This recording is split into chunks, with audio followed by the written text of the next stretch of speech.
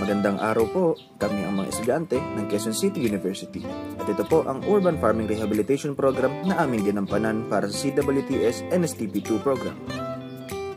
Ang aming site ay makikita sa East Centennial Village, Katuparan Street, Barangay Commonwealth, Quezon City. Ito ang unang bumungad sa amin nung una naming napuntahan ang site. Nagsimula kaming maglinis ng tambak at putik, nagpatag ng pundasyon at nagsimulang buuin ang 5 proyekto sa loob ng urban farm na makakabuo ng isang independent farming ecosystem. Matapos ang halos 2 buwang pagbubuo sa urban farming at pakikipag-collaboration sa mga local community at sa tulong ng Barangay Commonwealth, ito na po ang farm ngayon.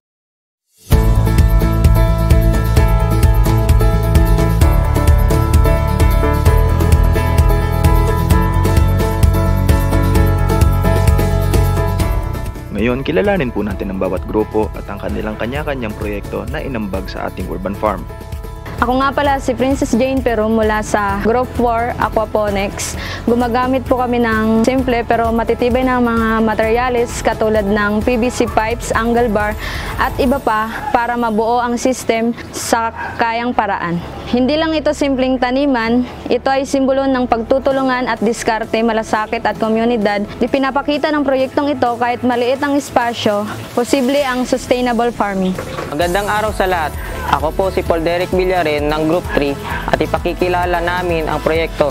Ang aming proyekto ay solar panel installation na kabilang sa grupo ng mga proyekto dito sa Permacusi Model Farm. Ang aming proyekto ay magbibigay ng kinakailangang kuryente upang mapagana ang bahagi ng farm na kinakailangang kuryente. Ang kuryente na ito ay manggagaling sa araw dahilan upang ito ay maging sustainable at eco-friendly. Ang enerhiyang ito ay tinatawag na renewable energy at nakakatulong ito na mabilis hindi lamang sa farm at sa atin kundi sa kapaligiran.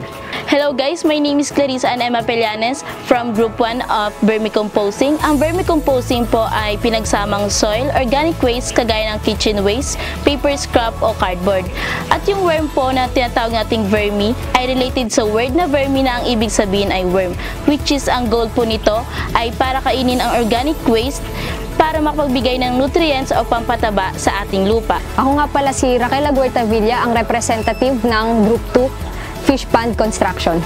Sa actual implementation ng project namin na fish pond, nagsimula kami sa paglilinis at paghahanda ng lugar. Sama-sama kaming nagukay gamit ang pala at iba pang kagamitan.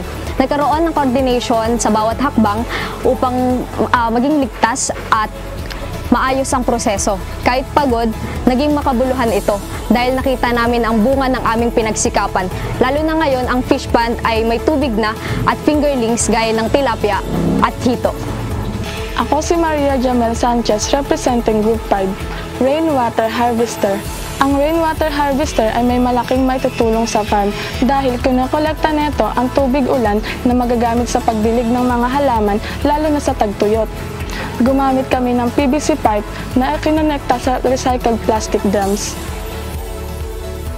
Ngayon, alamin po natin ang komento ng ating HOA leader.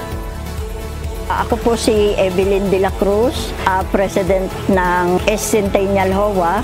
Nagpapasalamat po ako dahil isa sa HOA namin dito sa Commonwealth ay binigyan pansin ng urban farming, makakatulong sa hindi lang dito sa HOA namin pati sa barangay namin. Malaki rin ang naiitulong nitong urban farming sa community namin. Composting na imbis na mapapasama ang mga basura na nabubulok sa truck ng basura, iniipon na lang po namin dito sa aming urban farming pangapataba ng halaman at pagkain ng hito at tilapia. Small scale permaculture project na ito ng mga estudyante para sa Permacusi makabuluhan. Maganda kasi dito natin makikita yung diversity. Dito natin makikita yung gumaganang ekosistema. Akma siya para sa mga estudyante. Kailangan may mga proyekto kasi ang kagandahan ng proyektong ito ay produkto ng systemic na pagdidisenyo.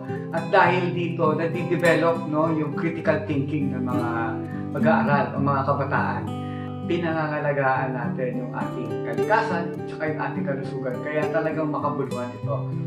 On behalf of Baint 1H, we sincerely thank the Permacusi residents, East Centennial HOA, and Barangay Commonwealth, especially Barangay Captain Manuel Aco, for their support. We also acknowledge the Center for Urban Agriculture and Innovation, Quezon City University, and Prof. Romel Sevilla for their guidance, as well as our project collaborators, SF and 1 employee for their dedication.